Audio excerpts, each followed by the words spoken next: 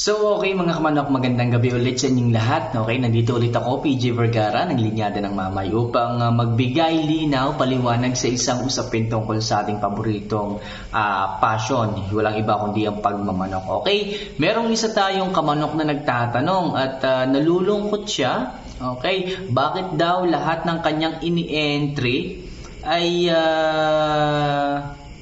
malungkot ang kanyang naramdaman. Okay? So, halos 7 daw yung kanyang ini-entry pero nakaramdam lang siya ng lungkot. Ano daw ang nangyari mga kamanok? So, itatanong lang daw niya about dun sa balancer na kanyang itinry. Okay? Kasi nga napanood daw niya yung ating isang video na gumagamit tayo ng ng balancer, which is maganda naman talaga yon sa ating mga iginagayak. Okay? So, lilinawin ko mga kamanok. Ang isang bagay kapag hindi natin nagamit ng maayos, which is pwede pong kabaliktaran yung mangyari.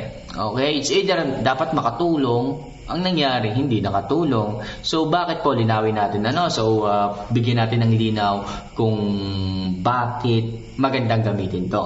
Okay? Pero sa kanya parang hindi daw naging maganda Okay? So, ulitin ko mga kamanok, yung balancer natin tinatawag, napakaganda niyan sa ating mga iginagayak. Bakit mga kamanok? Kasi nakaka-adapt yung ating mga iginagayak sa stress Yung stress mga kamanok kapag na-overcome ng ating iginagayak, okay? So, ibig sabihin, nadadagdagan yung kanyang strength.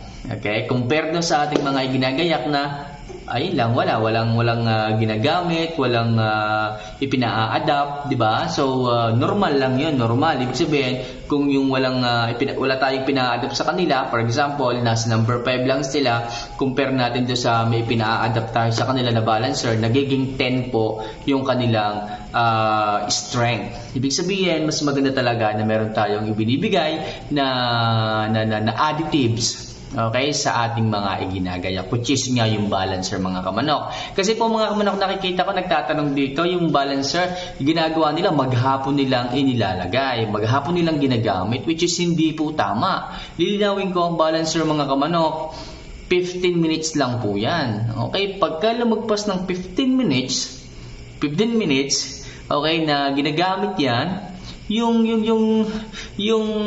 stress mas nadadagdagan mga kamanok. Okay? Kapag ka nangalay po yan, yung stress nagta-times 5, nagta-times 10. Okay? Pagdating sa mismong event, sa halip na madala niya yung stress, hindi.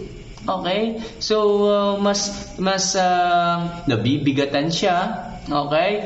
Para gawin yung isang bagay na yon. Okay? So, yun Ang sabi ko lagi, in moderate lang po yung paggamit. Okay? Huwag niyo masyadong ibabad. Kasi yung ginagawa ng iba, maghapon, tapos pinatutulog yung kanilang mga iginagayak, nakakabit pa rin. So, hindi po yun ang tamang proseso mga kamanok. Ang sabi ko, 15 minutes lamang sa scratching, yun lang. Tanggalin nyo ko agad.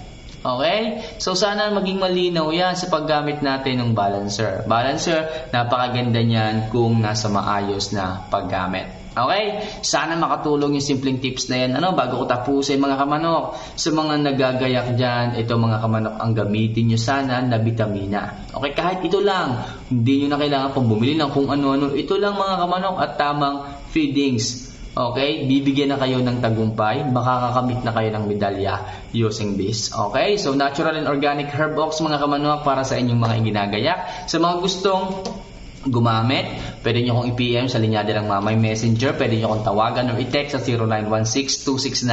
0916-269-2725. Okay? Hanggang sa muli mga kamanok, sana makatulong yung simpleng tips na yan. Paalam!